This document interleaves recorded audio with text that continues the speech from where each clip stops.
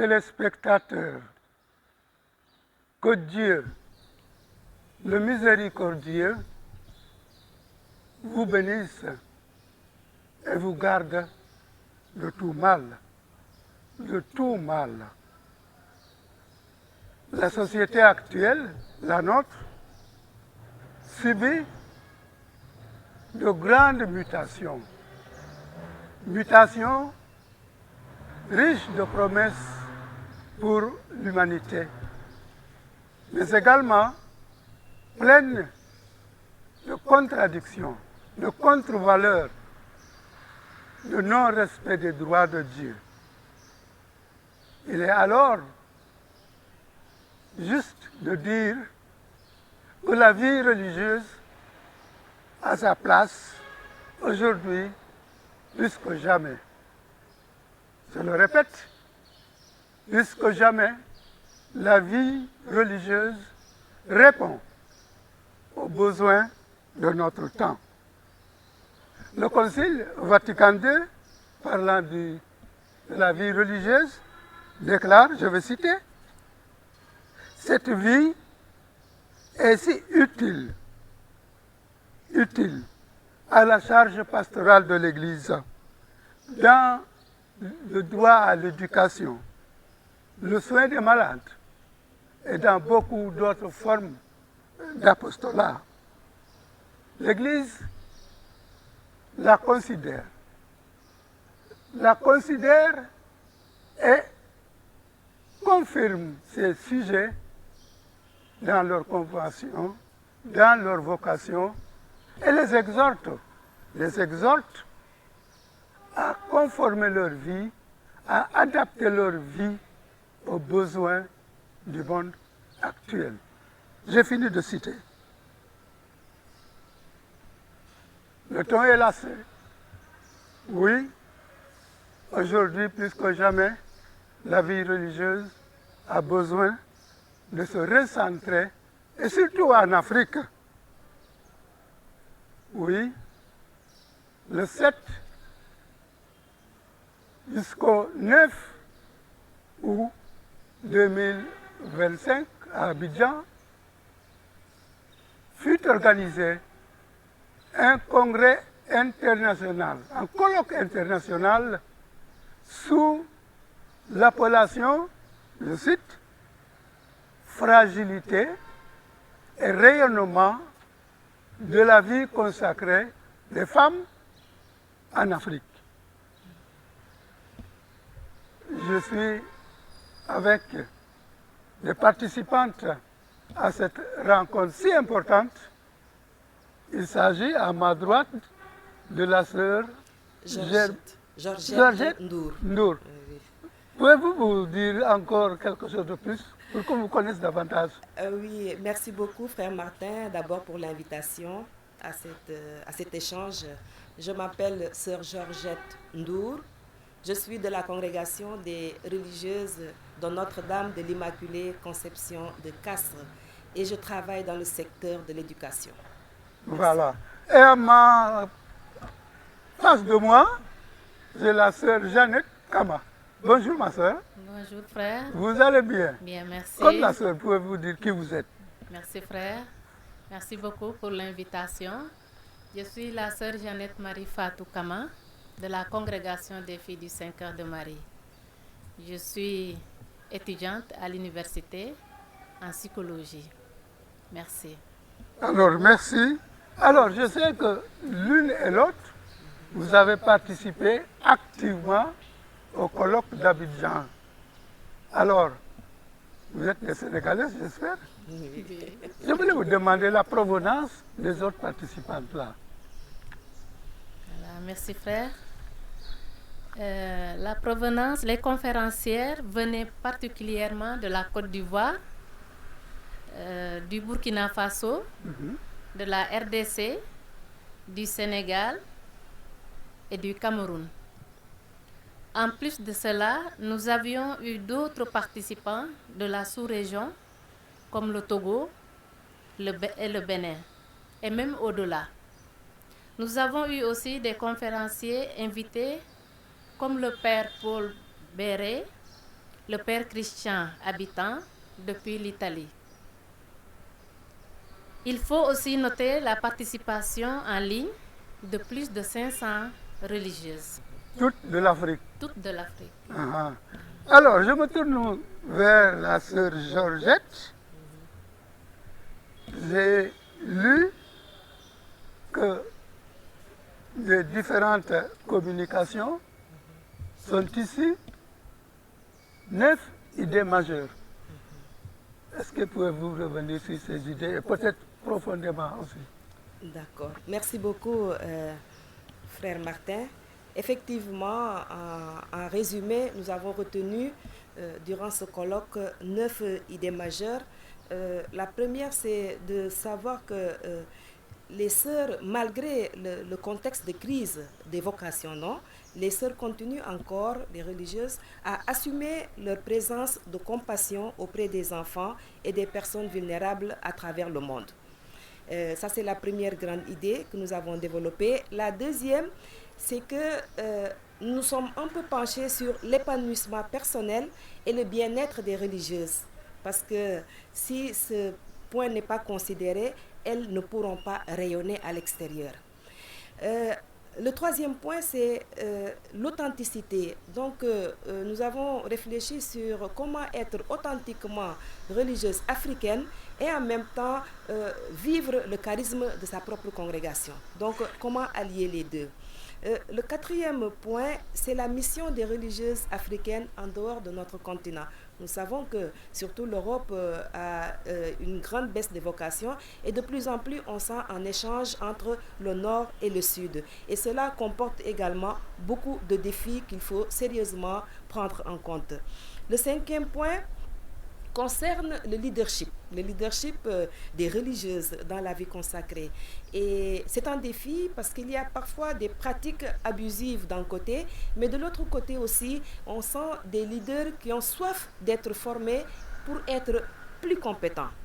Le sixième point que nous avons abordé, c'est un peu le sens de la fédération des congrégations, surtout internationales.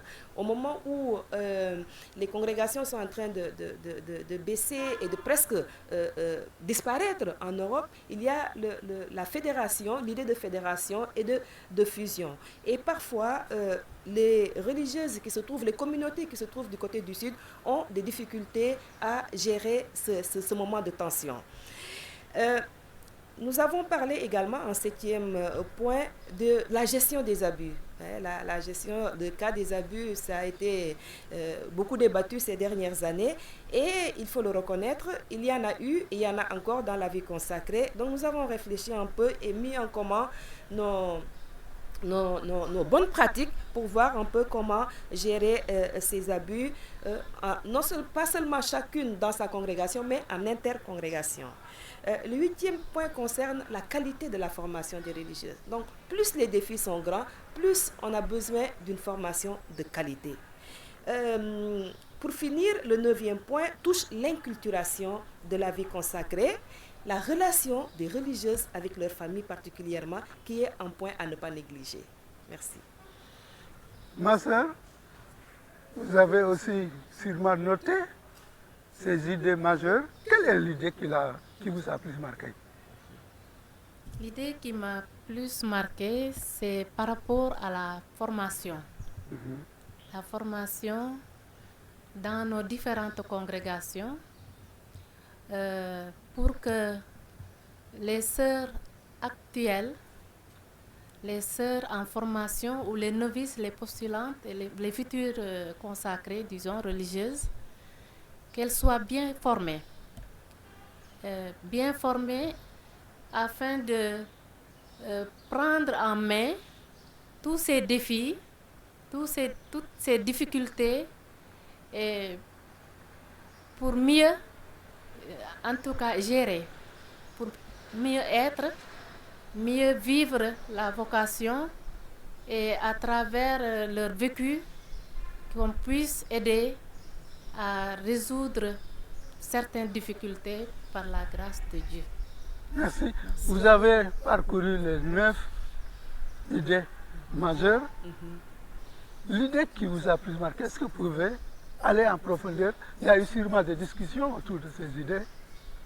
Oui, je vais m'arrêter un peu sur le leadership, qui est aussi la communication que j'avais donnée aussi tournée autour de leadership des femmes consacrées.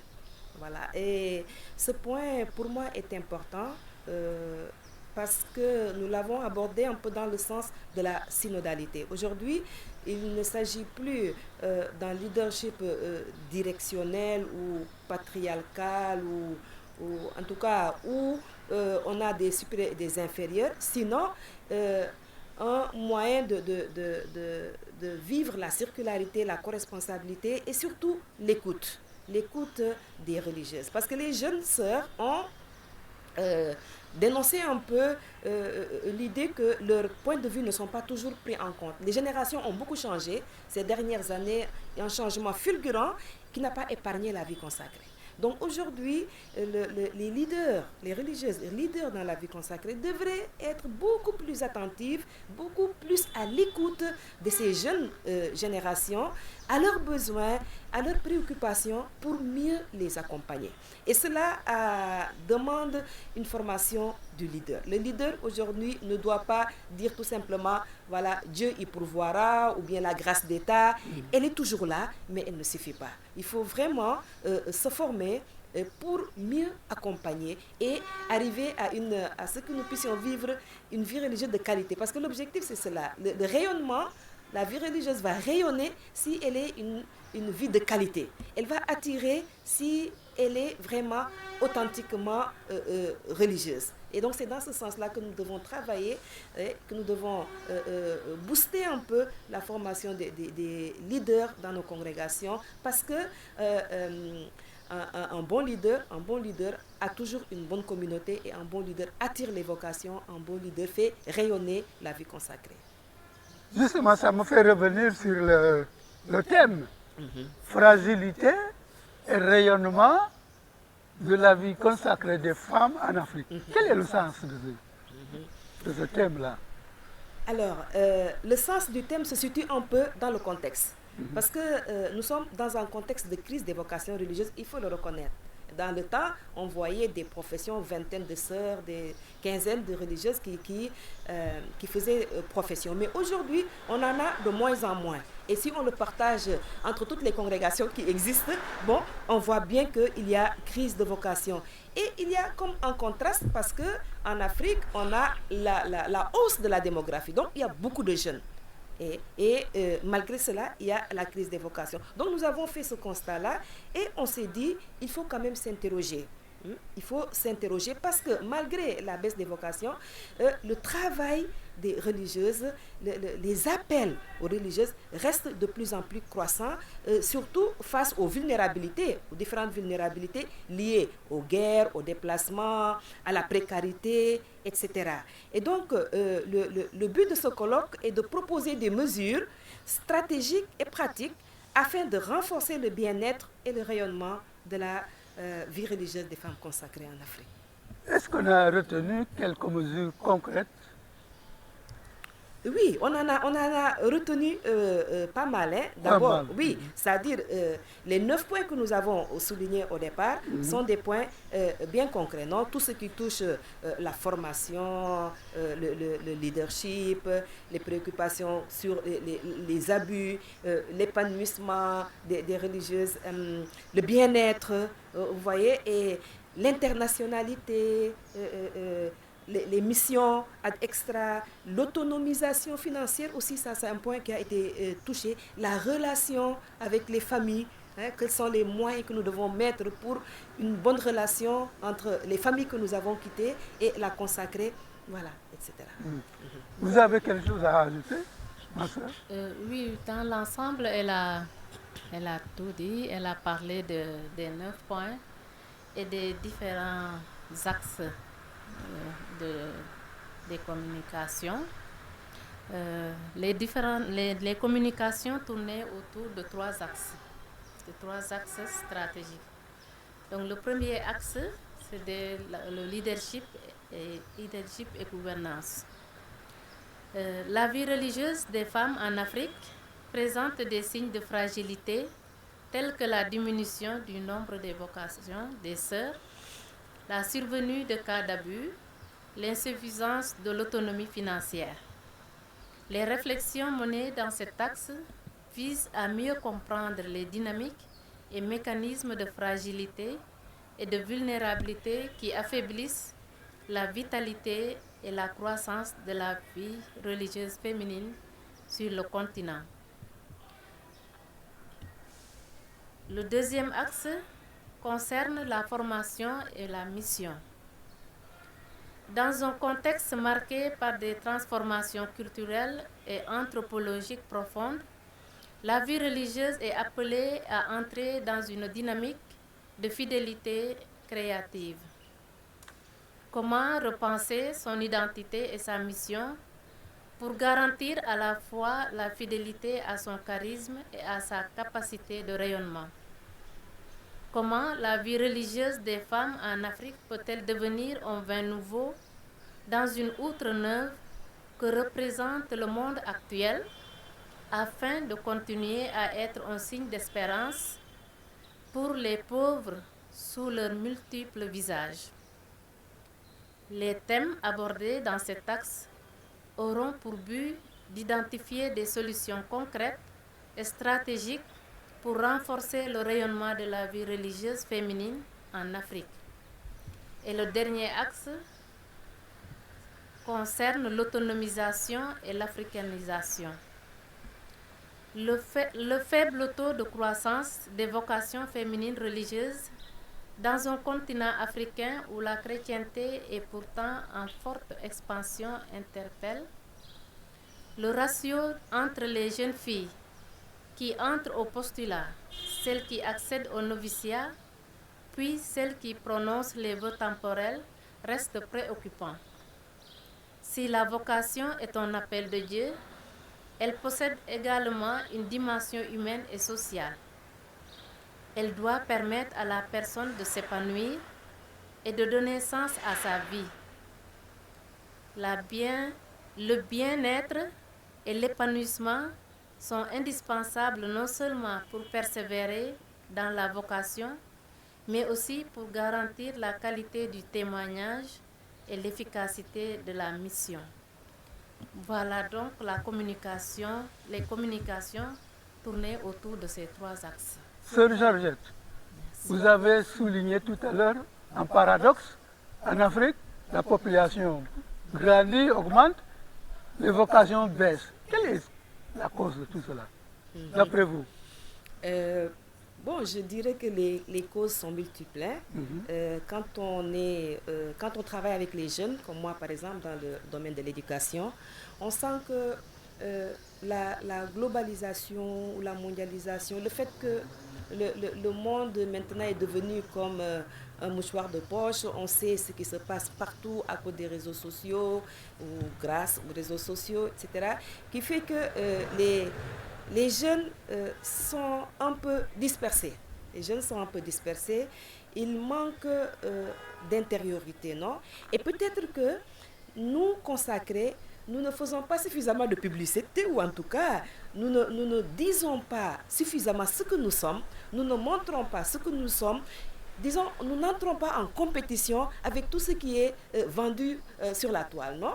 Nous avons une vie un peu plus discrète, un peu plus retirée. Parfois, les jeunes ne nous connaissent même pas. Donc ça, déjà, nous devons nous interroger par rapport à cela. Les jeunes ne nous connaissent pas, on ne parle pas librement de la vie consacrée, on ne propose pas aux jeunes, donc on attend, peut-être de temps en temps, on fait des camps vocationnels par-ci, par-là, mais c'est très local, c'est très réservé, limité. Donc, il y a déjà ça. Donc, les jeunes n'ont pas suffisamment l'information de cette beauté. Nous ne vendons pas en tout cas la beauté de la vie consacrée. C'est à quoi? C'est une peur ou c'est quoi? Voilà. Alors peut-être que dans des institutions, voilà, des écoles... C'est ça. Je crois qu'à notre niveau, il y a quelque chose à faire. Il y a quelque chose à faire pour attirer davantage la jeunesse et leur dire que c'est une vie qui vaille la peine d'être vécue et qu'on peut trouver le bonheur sur ce chemin-là. Je crois que là, il y a quelque chose à faire donc, dans ce domaine. Et puis, la deuxième chose, ça peut être aussi la durabilité. Aujourd'hui, c'est la société, comme dit le pape, de consommation. On use, on jette, on use, on jette. Alors que quand on s'engage dans la vie religieuse, il faut s'engager dans la durée. Et ça, parfois, les jeunes ont peur de cela. Il faut s'engager dans la durée, dans la confiance aussi, sans maîtriser l'avenir. Voilà. Donc, on s'engage quelque part aveuglément, non? En toute confiance, en toute disponibilité, en s'appuyant sur la foi. Et ça, ce n'est pas toujours acquis au niveau des jeunes. On veut savoir qu'est-ce qui va se passer demain. Et dans la vie consacrée, il faut vivre l'abandon et la confiance en Dieu. Voilà. Et puis donc, tout ce qui tourne autour de l'obéissance, de la pauvreté, du manque. Vous voyez, il y a toutes ces valeurs-là que nous avons à inculquer aujourd'hui à la jeunesse. Et d'ailleurs, le colloque a beaucoup insisté sur les valeurs de la femme africaine. Voilà. Donc, ces valeurs-là qui nous aident dans le vécu de notre vie consacrée, que nous avons aussi à inculquer à ces jeunes-là, et peut-être ça va les aider à s'approcher de nous et à peut-être découvrir la beauté de cette vie et à s'y engager. Tout à l'heure, vous avez parlé de la synodalité. Voilà. Comment cette synodalité-là est vécue par les religieuses africaines-là? Voilà. Alors, notre fameuse... Oui, alors, donc nous avons... Le colloque lui-même a adopté la méthodologie de la synodalité, dans le sens où toutes les conférencières, vous avez vu que c'était presque toutes des femmes, il n'y a eu que 2-3 hommes qui ont intervenu. Donc, nous sommes partis d'une enquête. Donc, ce n'est pas des conférences intellectuelles, c'était des conférences qui sont parties d'une enquête sur le terrain. Chacune avec son thème a interrogé un corpus de religieux suivant le thème qu'elle devait développer pour voir qu'est-ce qui existe réellement, l'état des lieux. Et à partir de l'état des lieux, là, se poser des questions pour essayer de trouver ensemble des réponses. Donc, ça veut dire quoi? La méthodologie de la synodalité, c'est que tout le monde a eu droit à la parole. Même ceux qui ne sont pas partis au colloque, nous avons porté à travers notre enquête leur voix au colloque. Et durant cette rencontre du colloque, on a eu des moments de conversation dans l'esprit, animés par le père Paul Béré, qui l'a cité, et sœur Anne-Béatrice Faye, que nous connaissons, et beaucoup d'autres invités qui venaient d'autres pays, qui nous ont aidés à vivre la conversation dans l'esprit, qui consiste à faire des résonances de ce que nous avons entendu durant les conférences, de garder des moments de silence, de méditation, afin d'approfondir cela. Et je crois qu'aujourd'hui, dans nos communautés, c'est aussi un appel. Oui. Certainement, nous n'avons pas encore intégré cette méthodologie de la synodalité dans notre fonctionnement de vie consacrée en communauté, ou bien même dans l'association oui, des religieux et des religieuses. Je crois qu'il faut qu'on fasse un pas vers cela. Parce que c'est quelque chose aujourd'hui que l'Église, c'est un appel de l'Église. La vie consacrée à réfléchir, à participer à ce synode à travers les réflexions. Maintenant, c'est la phase de la mise en pratique.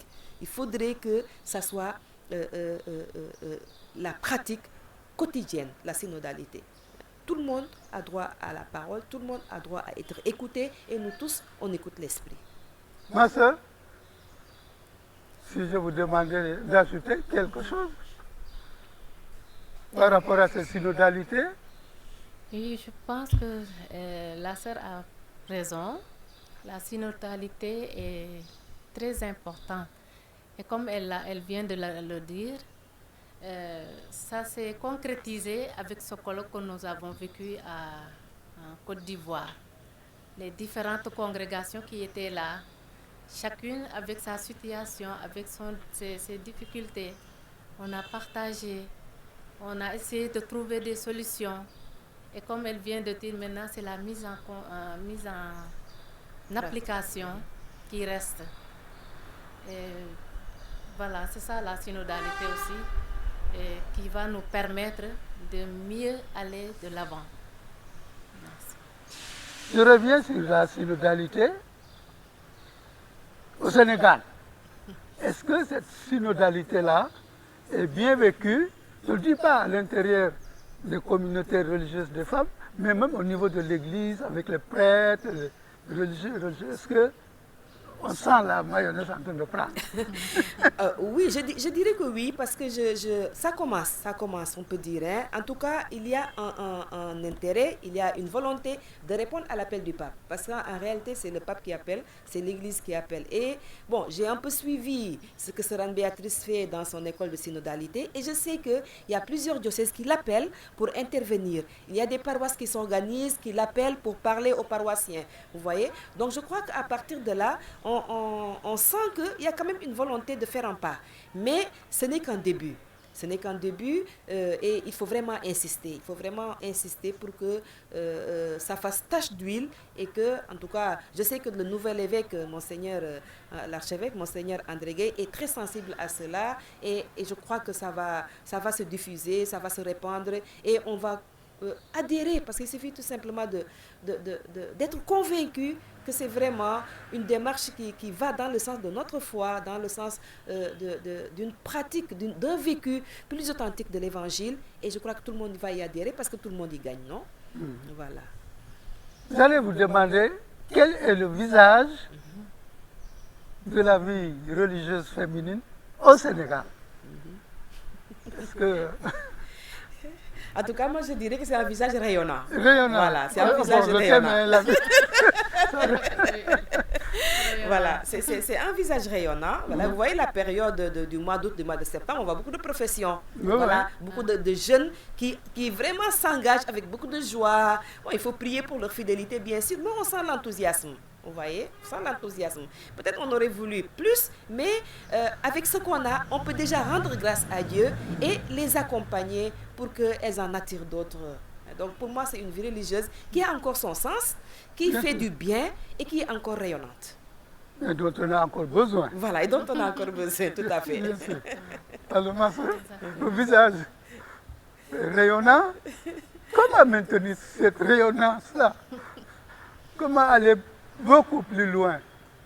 La sœur disait tout à l'heure qu'on ne fait pas de publicité, on est entre nous et tout ça, mais comment faire vraiment pour que ce rayonnement-là touche pas seulement les catholiques, hein, même les musulmans. Vous êtes dans des institutions qui regroupent catholiques et musulmans. Comment faire? Tache d'huile. Je pense que il faut se faire connaître. Mieux se faire connaître, être plus ouverte pour se faire connaître. Et peut-être par des activités dans nos différentes écoles. Être présent aussi dans les lieux dans les CEB, disons, partout où partout où la vocation nous appelle, nous devons nous préoccuper de cela et participer pour mieux nous faire connaître. Donc dans nos écoles déjà, avec les élèves, nous pouvons organiser des activités qui vont nous permettre d'expanser un peu ce qu'on est en train de faire. Dans nos CEB, dans nos paroisses, et même l'accompagnement des vocations. Être présent en tout cas, être présent. La présence est importante. Parce que c'est cette présence-là qui nous permettra de se faire connaître. Mais si on est un peu retiré ou un peu dans nos coins, on ne nous connaîtra pas. Oui. Elle parle de l'accompagnement des vocations, de l'accompagnement des mouvements et associations aussi. Effectivement. Parce que les sœurs sont présentes. Voilà, hein, c'est ça.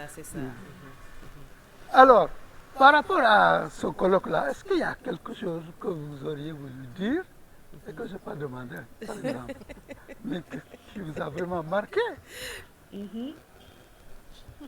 Sœur Jeannette?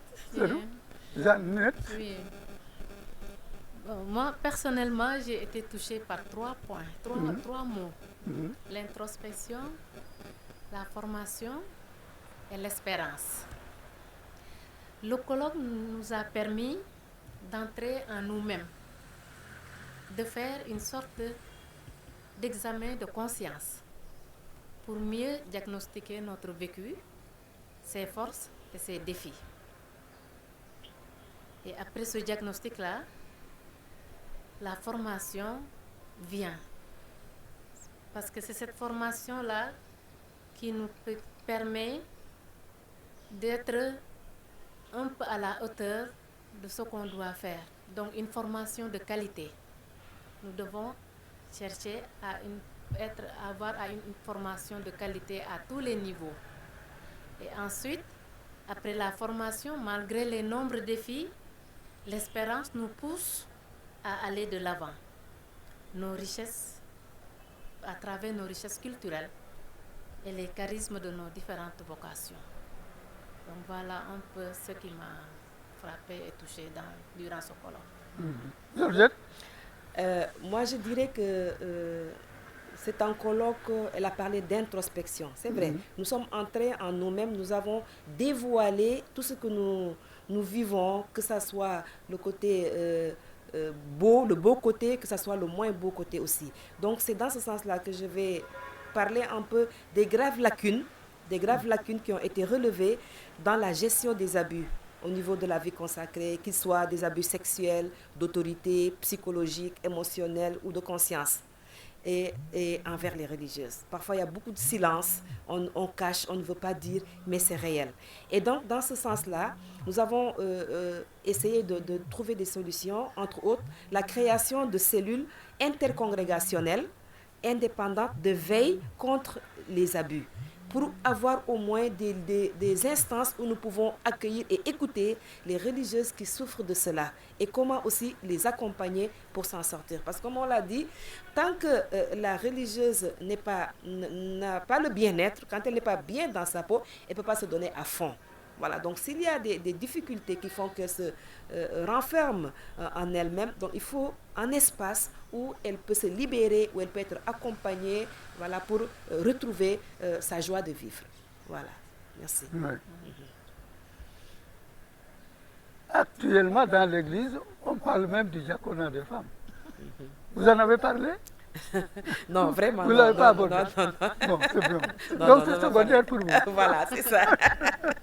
En tout cas, grand merci si vous avez vraiment des choses à dire. Mais quel est l'appel que vous lancez à notre Église, à nous-mêmes, à vous, aux prêtres et à tout le monde, par rapport à ce rayonnement qui doit vraiment être maintenu de la vie religieuse féminine? Oui, moi je dirais que, vous l'avez dit au départ, l'Église a besoin de la vie consacrée, le monde, les sociétés, la société a besoin de la vie consacrée. Donc l'appel que je lance aujourd'hui, c'est vraiment, on n'attend pas d'être valorisé, mais nous avons besoin d'être valorisés et que le travail plutôt que les religieuses accomplissent, font, soit valorisé. Parce que parfois, on a l'impression que le respect qu'on avait au départ, avant, envers les consacrés, envers les prêtres, ça tend à diminuer. Bon, c'est vrai qu'on a parlé qu'on est tous débaptisés, on a tendance à mettre tout le monde au même niveau, mais ça n'empêche pas le respect mutuel, ça n'empêche pas la considération, la bienveillance, le respect, etc. Les religieuses ne sont pas là pour prendre la place de qui que ce soit au sein de l'Église ou bien des familles. Non, non, non. Nous connaissons bien notre rôle, c'est d'être là, présent, un rôle de soutien, d'aide, d'accompagnement, etc. C'est la mission, en tout cas, que le Seigneur nous a donnée au sein de l'Église et du monde. Donc, au moins, cette reconnaissance est très importante pour moi. Reconnaître, valoriser et aussi faciliter ce travail-là des religieuses dans l'Église et dans le monde. Voilà. Jeannette, l'appel? L'appel, comme vient de le dire la sœur, c'est cette reconnaissance-là vis-à-vis de ce que nous sommes. Des religieuses au service de l'Église, des religieuses au service de leurs frères et sœurs, des religieuses qui sont là pour accompagner, pour soutenir, pour aider, pour essayer de relever l'homme, mettre l'homme debout. Que ce soit à travers nos filles, que ce soit à travers toutes les personnes que nous rencontrons, des personnes surtout les plus vulnérables. Et donc l'appel, c'est vraiment cette synodalité-là dont on a parlé tout à l'heure, qu'on essaie de faire bloc ensemble. Et comme elle l'a dit, on connaît notre place, on n'a pas à se tirailler, à se chercher à être là où on ne doit pas être, mais on est là pour accomplir la mission que nous avons reçue du Seigneur. Et cette mission, c'est mettre l'homme debout. Merci. Voilà ci wolof ñu ngi doon wax léegi lu jëm ci benn ndaje bu mag bu amoon fale Abidjan sœurs yi nekk foofu nekkiinu sœurs yi seen dundin lu ñu war a def ci suñu société bi ndax mën ngeen ko tënk tuuti ci wolof Georgette. waaw frère Martin jërëjëf ci waxtaan bi ñu amee tey ci télé bi dañoo amoon ndaje fële Côte d'Ivoire ci ndorteelu weeru août ci ndaje boobu waxtaan nañu lu bari ci lu jëm ci dundu sœur ak liggéeyam ci jàngu bi ak ci àdduna si sëpp te seetlu nañu ne ñiy dugg jànq yi di dugg ci jotaayu sœur dañu gën di wàññeeku te loolu taxul liggéey bi tamit wàññeeku liggéey bi wàññeekuwul liggéeyu sœur day gën a yokku même si ñiy dugg dañuy wàññeeku loolu moo tax ci ndaje boobu dañu xool ba xam sœur yi lan lañu soxla ndax gën a yeesal seen nekkin tibb nañu ay poñ yu bari ci waxtaan boobu bu njëkk bi mooy ne lu vocation yi wàññiku na waaye liggéey bi day gën a yokku comment naka la ñu mën a def pour gën a jàppale sœur ñu dëgër ci seen mën-mën ci liggéey boobu bi ci déggu mooy war nañu toppatoo sœur yi war nañu toppatoo seen bopp parce que bu ñu toppatoowul seen bopp bu ñu nekkul ci jàmm bu ñu amul lu ñu soxla du ñu mën a toppatoo ñeneen bi ci tegu mooy waruñu fàtte seen cosaan parce que sœurs yi ay nit ñu ñuul lañu ay africaine lañu même suñu nekkee ci congrégation internationale tamit am nañu seen cosaan donc cosaan boobu war na leen jàppale ci seen nekkinu sœur gis nañu itamit ne que liggéeyu sœur yemul kese ci dëkkam am na sœur yuy tamit mën nañ leen woo ci yeneen dëkk yi muy tugal muy feneen ngir tamit yóbbu foofu seeni service sœur yi tamit war nañu góorgóorlu ci déglu ak déggal seen kilifa waaye gis nañu ne kilifa yi tamit soxla nañu formation pour gën a mën a déglu seeni sœur surtout sœur yu gën a ndaw yi nga xam ne bokkuñu génération waxtaan bi tamit jëm na ci naka la ñu mën a yokk seen jumtuwaay seen moyen pour gën a def seen liggéey ci biir àdduna si loolu tamit bokk na ci biir sœur yi tamit seetlu nañu ne que am na ñuy am jafe-jafe ci seen biir dundu sœur te na soxla nañu ay nopp yu leen di déglu ñu leen di accompagner ñu leen di jàppale pour ñu parce que foo nekk da ngay xel di daanu di jóg di daanu loolu tamit day am ci nekkinu sœur ce qui fait que soxla nañu ñu nga xam ne mën nañ leen di déglu di leen teetee comme ni ñuy teetee jeunes yi ba ñu gën a mën a def seen liggéey xoolaat nañu itam mbirum formation te li ma wax léegi itam formation bi ci la bokk mooy li ñu mën a def pour yokk xam-xam ak mën-mën parce que foo nekk da nga war a gën di dëgër foofu gën di mën parce que àdduna si day dox day changer donc chaque fois il faut que ñu gën a def formation pour gën a mën a def suñu liggéey ci fànn boobu. ñu waxtaan itam lu jëm ci diggante sœur yi ak seen waajur parce que yenn saa yi waajur yi dañuy maye sœur maye labbe ba pare bu ñu gestoo di xaar sœur bi lan la may defal wala labbe bi lan la may defal loolu yëpp waxtaan nañ ci pour xam ku nekk lan mooy sa fan nga war a yem naka nga mën a waajur yi naka la ñu mën a jàppale seen sœur ci seen liggéey ak sœur yi ba fan la ñu war a yem ci seen relation ak seen waajur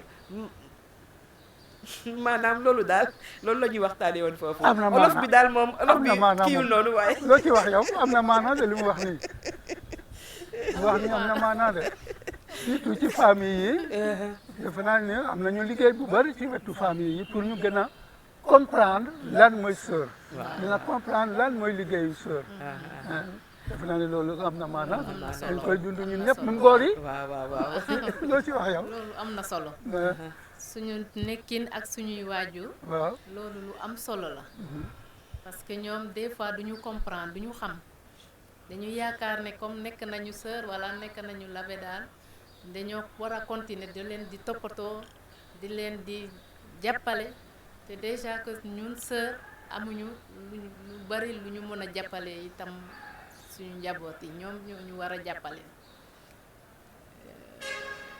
ñun ñoo ngi fi pour liggéeyal yàlla c'est vrai que bu ñu ne sœur itam du rekk rupture carrément ak famille bi mais itam que famille bi comprendre ne sœur amul lu mu leen jàppale ñoom ñoo ñu war a jàppale ci ñaan ak ci yenn defe naa li mu doon wax ni am na maanaam. am na solo di wax nga ne yow sœurs yi ak frères yi ak labbe yi du ñoom ñoo war a dimbali parents yi mais yéen ci benn ay congrégation ngeen nekk ay communauté xëy na bu sa parents yi amee problème société bi lépp moo ko mën a dimbali mais du yow ci sa bopp.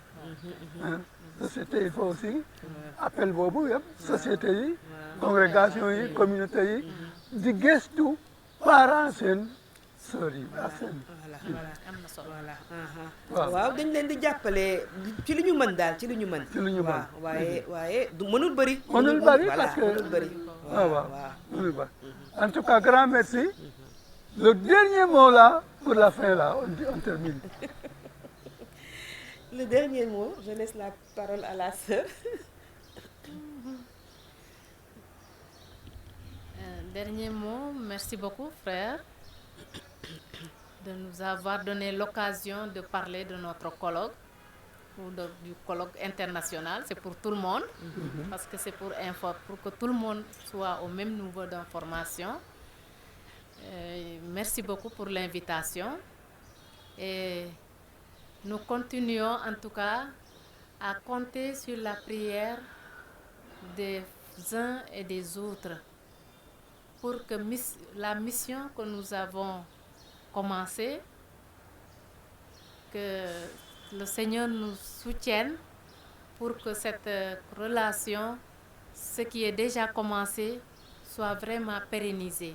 Parce que c'est une très bonne chose de se rassembler en congrégation, en différentes congrégations, surtout différents pays de la sous-région. C'était très important et très intéressant. Donc ça nous encourage à savoir que nous ne sommes pas seuls. Nous sommes ensemble, la synodalité, donc nous sommes ensemble et ça nous donne plus de courage malgré les défis et les difficultés qu'on peut rencontrer à aller de l'avant. Merci. Oui, merci beaucoup aussi, frère Martin, pour cet entretien que nous avons eu, qui participe aussi au partage du colloque, parce que nous sommes appelés après le colloque pardon, à faire la diffusion de ce que nous avons vécu, et nous allons le faire d'ailleurs plus tard au niveau de la vie consacrée au Sénégal. Et donc, nous sommes engagés pour le bien-être des consacrés et le rayonnement de la vie consacrée. Et ce qui est bien, ça fait tache d'huile, ça touche les autres. Donc si nous avons le bien-être, si nous sommes heureux, si nous rayonnons, ça touchera aussi, ça vous touchera, ça touchera ceux qui nous côtoient. Et donc nous serons ensemble dans cette même dynamique de bonheur, de bien-être et de rayonnement. Voilà, grand merci en tout cas à vous d'être venus au plateau de notre émission Parole, Vie et Foi. Amis téléspectateurs, merci à vous de nous avoir suivis.